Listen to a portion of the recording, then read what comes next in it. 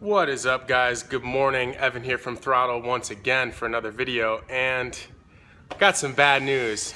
Yesterday when I was driving the car, it started making a crazy loud noise from the rear end. I really wasn't sure what it was, so I pulled over. I still couldn't figure it out, and when I got the car home, I carefully drove it home, and when I got it home, I realized now that the rear shock mount is completely blown out. So check this out.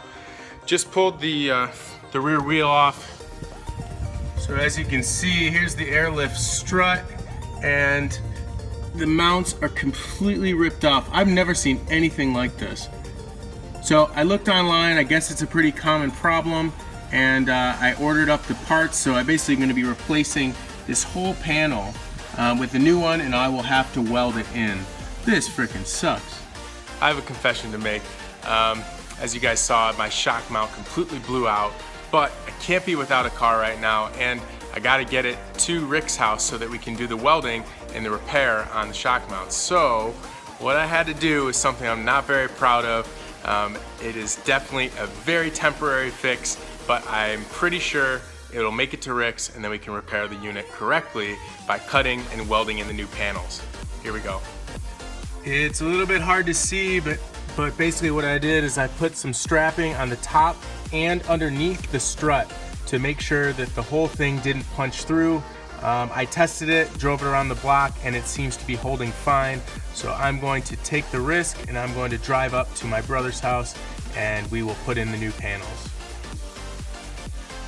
This is how the replacement panel looks. Essentially, I have to cut that whole section out, and then you put this thing in, and then you basically cut and weld all the way around and install this piece.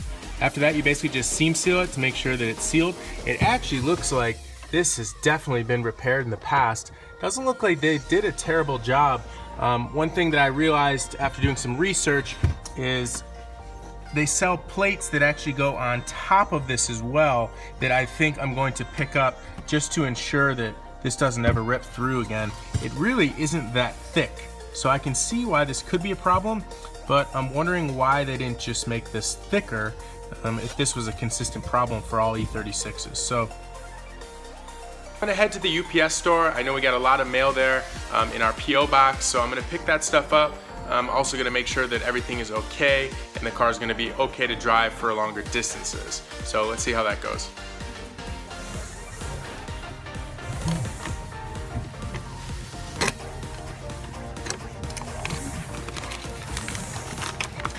Just leaving the UPS store right now, and looks like got a couple returns for some of the decals that we sent out. So looks like you guys sent me the wrong address or incomplete or whatever, but you're not getting stickers, sorry.